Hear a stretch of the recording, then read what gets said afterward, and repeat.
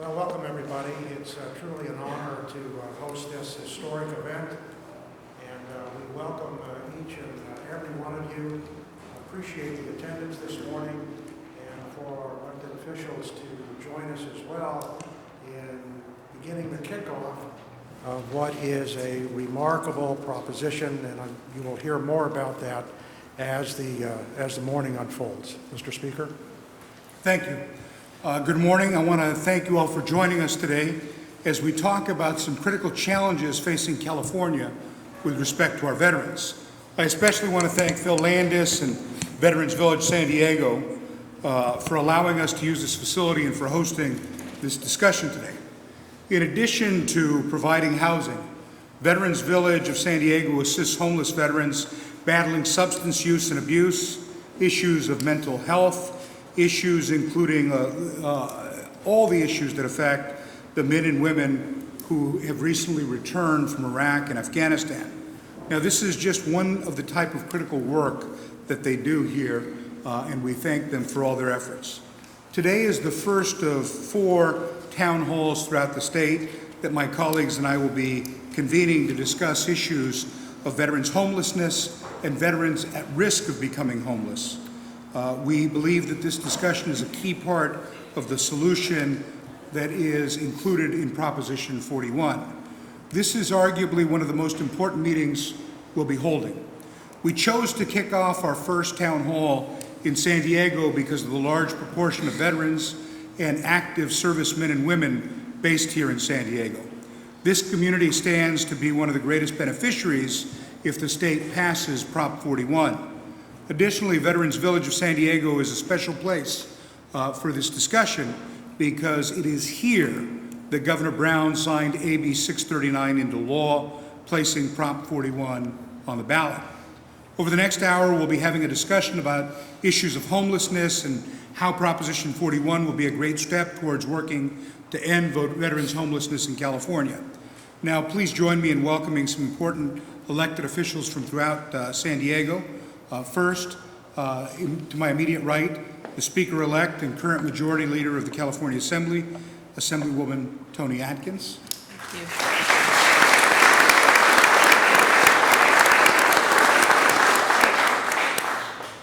To my left, geographically, I didn't want to get you in trouble and have anybody think it was more than a geographic distinction, Brian. Assemblymember Brian Mainshine.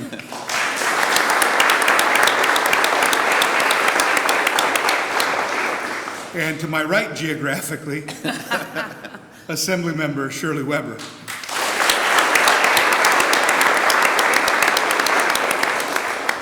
I want to thank you all for taking part in this event. You represent key stakeholders that have already served our nation proudly, and we believe collectively that taking care of our veterans is not just the duty of lawmakers, it is our basic obligations as citizens. Your insights are crucial as we take steps to pass Proposition 41, the first of many steps that will be needed to end veterans' homelessness in California. Actually, to start the conversation, Speaker-elect, if you might share with folks your perspective on the benefits that veterans will receive through the passage of Prop 41. Well, thank you, Mr. Speaker, and it is so good to see all of you here this morning for this really important discussion. Proposition 41, basically it repurposes $600 million of money that has already been voted on by the voters of California to go towards veterans' housing.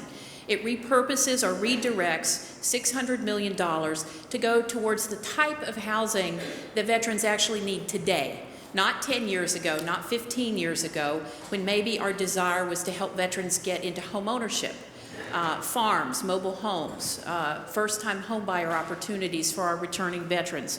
What we know today, and what many of you in this crowd I think know today, given the work that you do, is we have a changing demographic. What we need today for veterans who need to acclimate back into civilian life, given the issues and concerns, we need multifamily housing, we need rental housing, we need permanent supportive housing, transitional housing, a type of housing that actually provides a level of service, not just a roof over their head, but a level of service that includes support for our veterans that have experienced, for example, maybe physical disabilities, PTSD, mental health issues, drug and alcohol addiction, traumatic brain injury, those types of things that cause our veterans, in a state of 2 million veterans, which California is so proud of, 25% of those veterans are homeless. That's just not right. And so I think thanks to Speaker Perez for bringing forward a piece of legislation that was signed here last year by the governor, which recognizes what we need to do with funds. The voters asked us in 2009 under Proposition 12 to house veterans, to give veterans an opportunity to have a home in California. And we rightly, I want to acknowledge Mr. Speaker for understanding that what we were doing wasn't working. And you on the ground here in San Diego who work with veterans know that. You know that we need facilities like we have right here, VVSD, that turns it into a combination of services and housing. And part of that is trying to make better efficient use of dollars and to connect it to healthcare needs. Issues around incarceration. San Diego's home to one of the premier veterans courts, where the resources that that judge and the courts and the social workers need is access to affordable housing, permanent supportive services, health care, the link. And so what this is going to do is basically make those links. But it also, in the way that it's done, it's going to leverage public and private dollars along with these dollars. And for the developers in the room, you know what that means. You know that it takes many sources of funding to make housing a reality.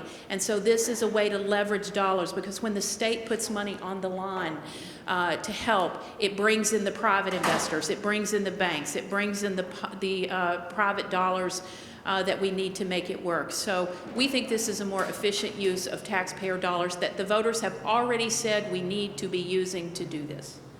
Thank you. And as we've said, this is an issue of statewide importance, but there is a particular concentration of need here in San Diego. Assemblymember Mainshine, would you maybe give us some of your thoughts about some of the direct effects that you've seen here in San Diego? Sure. Thank you very much, Mr. Speaker. I also want to extend my thanks to Phil and everybody here at Veterans Village for all they're doing for our city and our region. Mr. Speaker, thank you for your commitment on this issue, and I know as your tenure as the Speaker is winding down, thank you for your service to our state. I'm excited for Ms. Atkins, my friend from City Council days, to be the new Speaker, and I think for both of us, being here, having been in a lot of the original work on Veterans Village is exciting. Of course, I know Ms. Weber's this is a passion for her as well. We know California has the largest numbers of veterans in the state, in the country, and then San Diego has the largest number within the state. And so this is particularly important for our region. We know as the men and women will be coming home from the Middle East, we'll see an increase in the veterans residing here in San Diego. We will see their needs will be significant. We know there will be needs around PTSD. We know there are going to be needs as they enter an uncertain job market.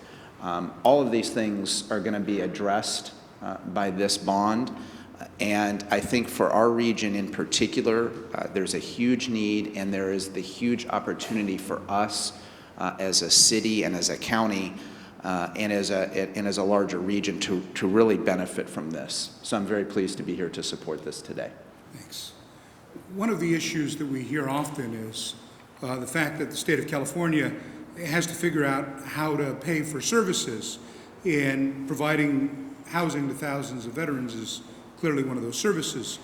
We know that California has had significant budget challenges over the past, but we're in a very strong point of recovery. We've gone from a decade of multi-billion-dollar deficits to now 3 on-time balanced budgets in a row and multi-billion-dollar reserves. And so it really is important to look at ways of expanding services without adding to the debt that the state has. And this really gives us one of those tools to expand services without incurring additional debt. Phil, maybe you could talk a little bit about how you think Prop 41 and this bond measure helps financially in your assessment of its fiscal responsibility. Sure, I'd be happy to, Mr. Speaker. You know, first of all, the proposition is specifically targeted to assist low-income veterans throughout the state of California in achieving, you know, quality, dignified, low-income housing. That's its greatest attribute. It's fiscally responsible because, you know, these are not new monies. It's not a new tax. We're reprogramming, repositioning existing bond assets to develop housing for many, many more veterans. Instead of the money going perhaps to one single residence, that money then will be available for multiple residences, and it's a much higher calling. You know, Mr. Speaker, I know that some people ask, why is it necessary, you know, to take this measure before the electorate, and perhaps you might be able to explain that. Sure. What we found is that California has always been willing to be helpful with respect